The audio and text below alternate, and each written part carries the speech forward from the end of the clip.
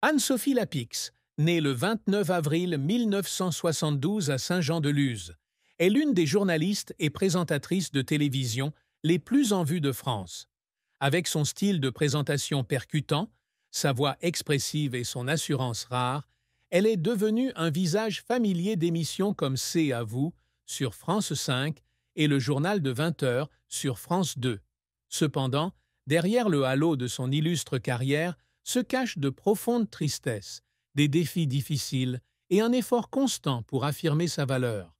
La vie d'Anne-Sophie est une histoire de talent et de persévérance, mais aussi un témoignage de la douleur d'une femme confrontée à la pression du public et aux attentes incessantes de l'industrie médiatique.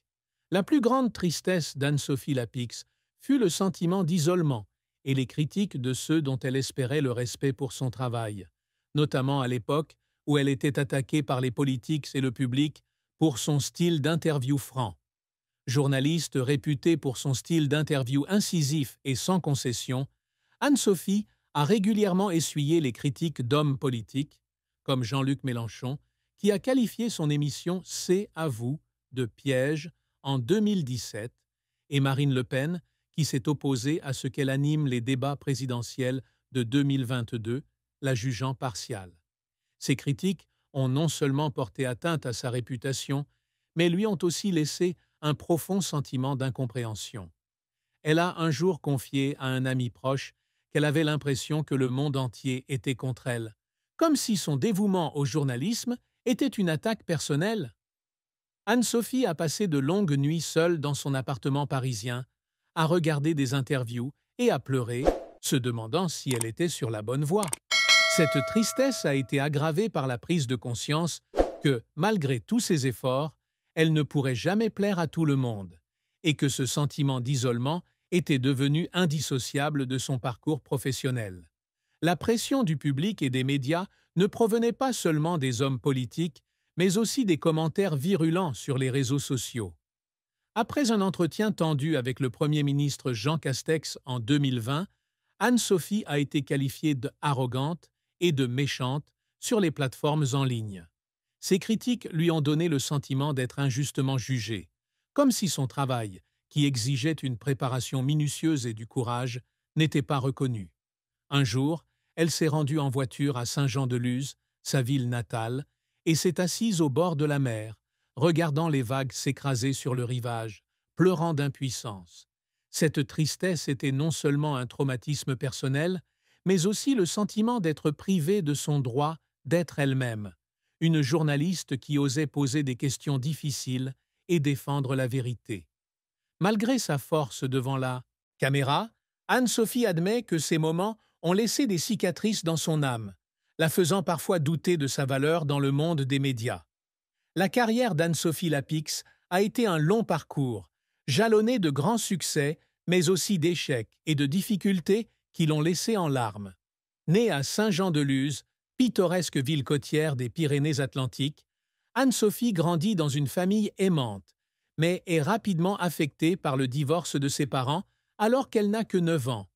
Passionnée de journalisme dès son plus jeune âge, elle crée à 10 ans avec ses amis le journal Le Monde vu par les enfants, qu'elle vend dans la rue pour 5 francs.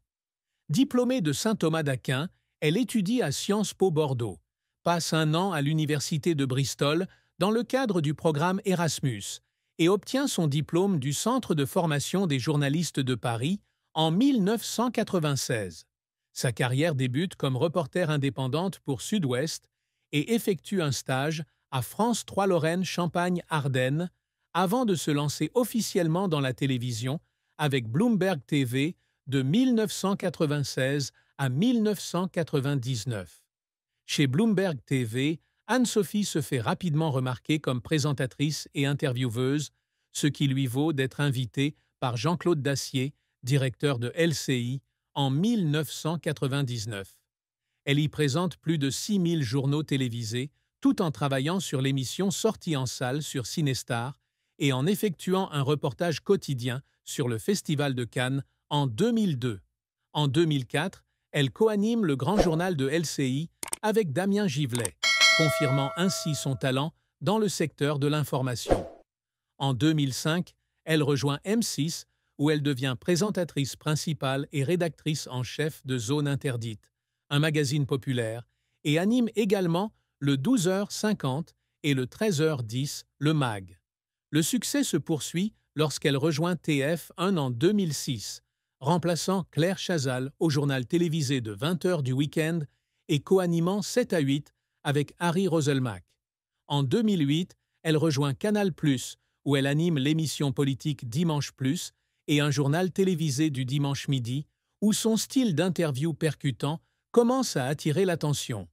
Cependant, la carrière d'Anne-Sophie n'a pas toujours été de tout repos. En 2013, elle subit un revers majeur. Canal+, la poursuit en justice pour avoir promu l'émission C'est à vous sur France 5 alors qu'elle était encore sous contrat. Bien qu'elle ait gagné son procès et obtenu 5 000 € de dommages et intérêts, l'incident la laisse traumatisée, comme si son dévouement avait été négligé. Elle fond en larmes dans son bureau, prise entre les pressions juridiques et professionnelles. Autre revers, le déplacement de Dimanche Plus à la case moins stratégique de 14h20 en 2012, lui laissant le sentiment que ses efforts n'étaient pas appréciés. En 2022, elle est démise de la fonction d'animatrice des débats présidentiels en raison de son désaccord avec Marine Le Pen, une décision qui la laisse injustement seule dans son bureau, pleurant de marginalisation. Cependant, ses animations de C'est à vous, de 2013 à 2017, et du journal de 20h sur France 2 de 2017 à 2025 ont été des étapes majeures, faisant d'elle l'une des journalistes les plus respectées de France, le bulletin de 20h battant en 2017 le record d'audience de TF1. La fin de vie d'Anne-Sophie Lapix fut tragique lorsqu'elle fut contrainte de quitter son poste de présentatrice du journal de 20h sur France 2 le 25-26 juin 2025. Après 8 ans à présenter le journal de 20h, l'un des programmes les plus prestigieux de la télévision française, la décision fut annoncée par France Télévisions le 27 mai 2025, laissant Anne-Sophie avec le sentiment qu'une partie importante de sa vie lui avait été enlevée. Elle avait passé des heures chaque jour à se préparer pour le journal, de la recherche d'informations à la pratique de sa présentation, en passant par la garantie de précision et de charme. Ce remplacement, bien que présenté par les médias comme faisant partie de la stratégie de renouveau de la station, lui a laissé le sentiment que ses années de dévouement n'avaient pas été appréciées à leur juste valeur. De retour dans son appartement parisien, elle s'est assise tranquillement dans le salon, a regardé de vieux reportages et a fondu en larmes, sentant son parcours s'achever brutalement et injustement. Elle avait confié à son mari, Arthur Sadoun, qu'elle craignait de ne jamais retrouver sa place à la télévision. Cette triste fin fut non seulement une perte pour sa carrière, mais aussi un choc psychologique. Anne-Sophie espérait continuer à animer le journal de 20h pendant de nombreuses années encore, considérant cela comme l'apogée de sa carrière. Son départ l'a laissée avec de profondes interrogations sur son avenir, surtout à 53 ans, un âge où de nombreuses femmes journalistes subissent la pression de la concurrence dans le secteur.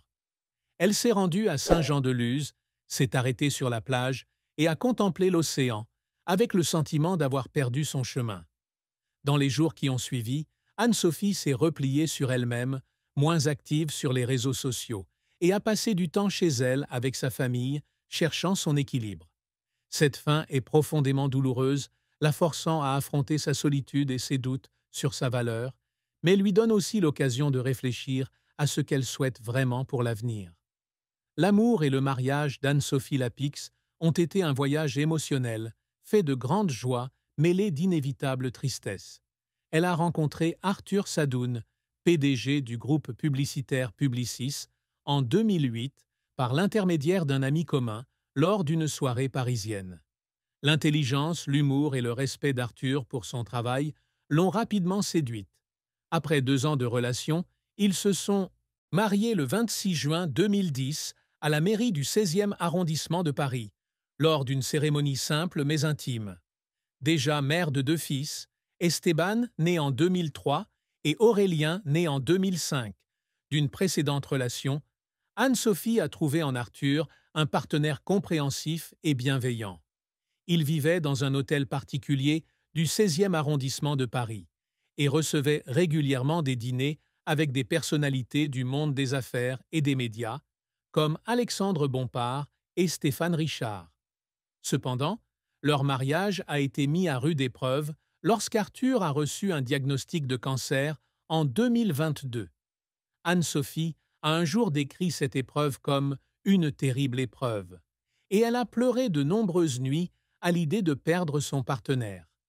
La plus grande tristesse d'Anne-Sophie, tant amoureuse que conjugale, résidait dans le sentiment d'impuissance de ne pas pouvoir être plus présente auprès d'Arthur pendant son combat contre la maladie. Son emploi du temps chargé à France 2, avec ses longues séances de tournage et la pression de la préparation du journal de 20 heures, l'obligeait souvent à s'absenter. Certains soirs, elle rentrait tard, trouvait Arthur en train de lire et fondait en larmes, coupable de ne pas pouvoir passer plus de temps avec lui. Un jour, après une longue journée de travail, elle rentrait chez elle et trouvait Arthur en train de jouer avec ses deux fils. Cette vision la fit pleurer de gratitude, mais aussi de douleur. Arthur, cependant, lui fut toujours d'un grand soutien, l'encourageant lorsqu'elle était critiquée par le public ou les politiques. Leur mariage, malgré ses nombreuses difficultés, témoigne de la force de la compréhension et de l'amour qui ont aidé Anne-Sophie à surmonter les moments les plus difficiles de sa vie. Le secret qu'Anne-Sophie Lapix a longtemps gardé secret est son manque d'assurance, notamment au début de sa carrière et face à la pression des critiques.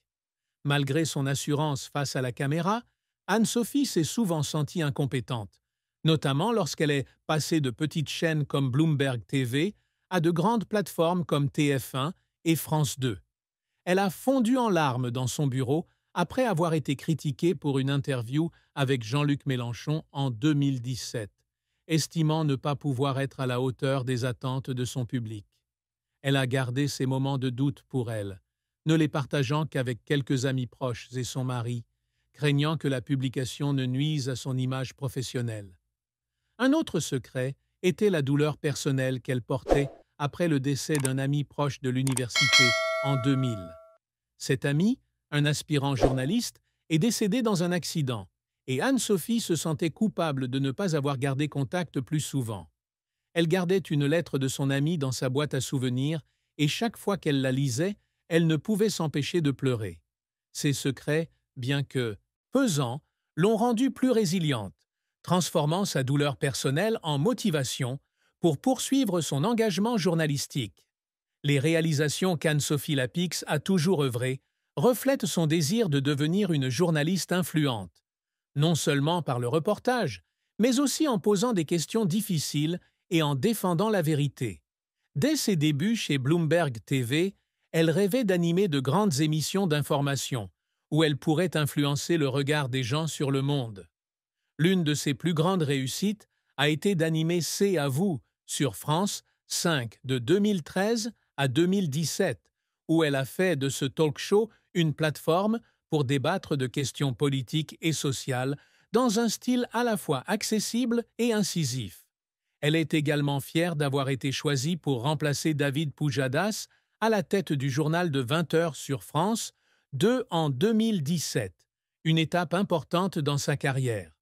Son premier journal télévisé, le 4 septembre 2017, a battu le record d'audience de TF1, une victoire qu'elle considère comme la reconnaissance de ses années de travail acharné.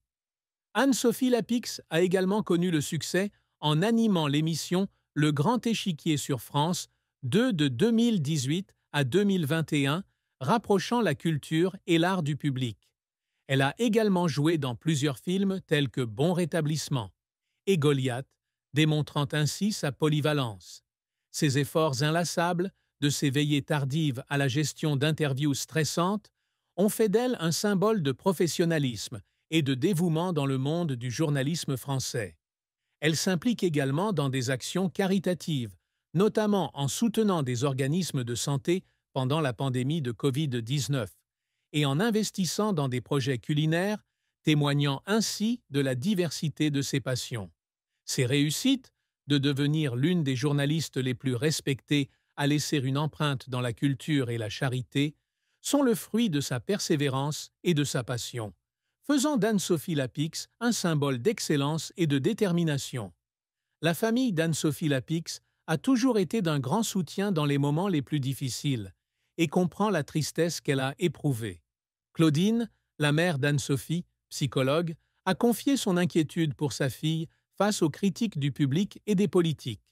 Elle se souvient de moments où Anne-Sophie appelait chez elle, après une interview controversée, la voix tremblante, car elle se sentait incomprise.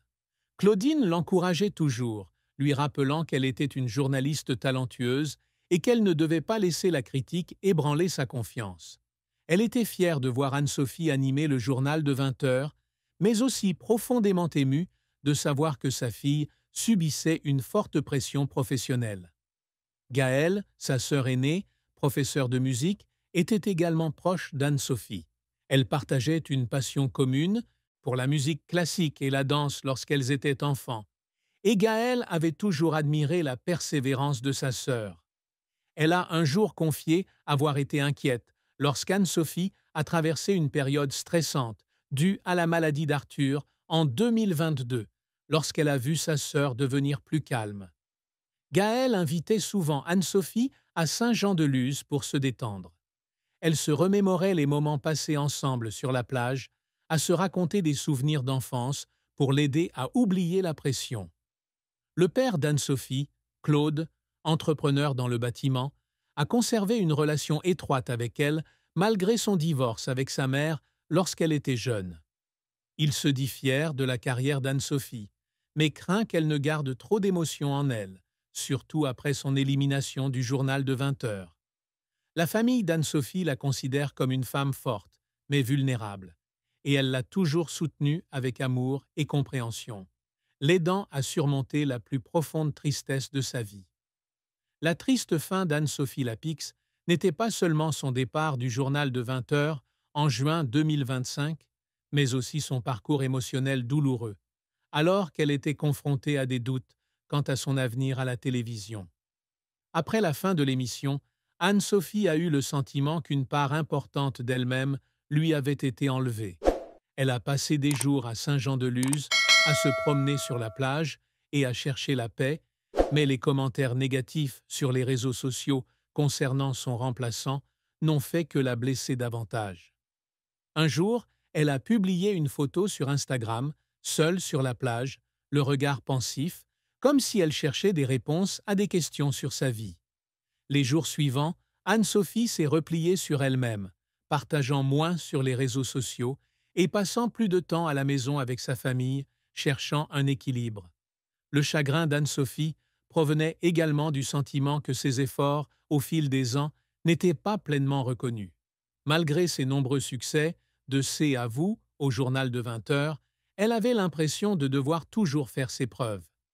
Les critiques de personnalités politiques comme Marine Le Pen et Jean-Luc Mélenchon l'ont profondément blessée, comme si son dévouement était perçu comme une attaque. Un jour, elle a fondu en larmes en parlant à Arthur, lui avoue craindre de ne jamais pouvoir retrouver la gloire perdue. Cette triste fin ne marquait pas la fin de sa carrière, mais une période douloureuse dans la vie d'Anne-Sophie, où elle dut affronter la solitude, le doute et la pression d'une vie sous les projecteurs.